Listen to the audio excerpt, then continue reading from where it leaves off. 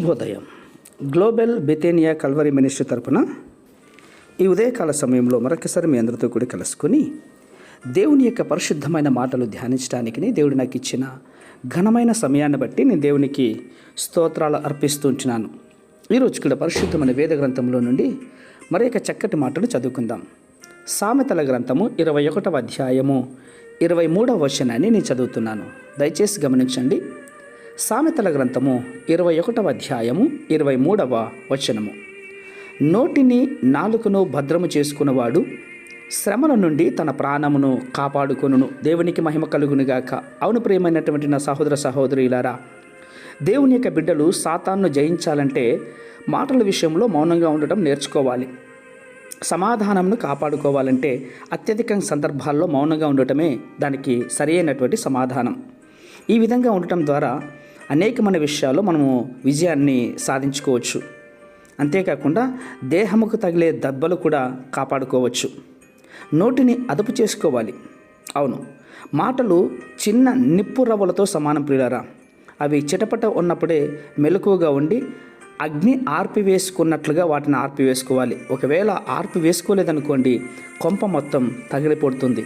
అది నిజం. అదే పనిగా నోరు పారేసుకొని మంటను రగిలించుకుంటే ఇల్లంతా కాలి బూడిదైపోతుంది కదా. ఇది వాస్తవం ప్రియులరా, జాగ్రత్త. అంతేకాకుండా మన ఎముకలన్నీ కూడా విరిగిపోయే ఛాన్సెస్ ఉంది.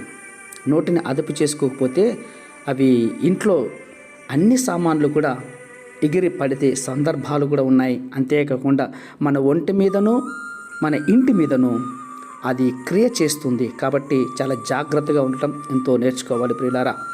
నోటిని కాచుకోకపోతే కనుక చక్కటి కాపురాలు చర్చకి రాకుండా కోర్టులు కుట్టు తిరిగే సందర్భాలు కూడా ఏర్పడతాయి. కాబట్టి నోటిని దేవుని యొక్క వాక్యంతో నడికట్టు బోల్టు వేసినట్లుగా బిగించుకోకపోతే క్షేమము అన్నటువంటి ఆధారము కుటుంబానికి ఆధారముగా ఉండదు. కాబట్టి ఈ నా మాటలు వింటున్నటువంటి ప్రియ సహోదర సహోదరులారా, ఇప్పుడు చదువుకున్నటువంటి వాక్య ప్రకారంగా నోటిని నాలుకను భద్రం చేసుకున్నవాడు శ్రమల నుండి తప్పించుకొని ఉన్నతమైనటువంటి తన ప్రాణమును కాపాడుకోగలుగుతారు.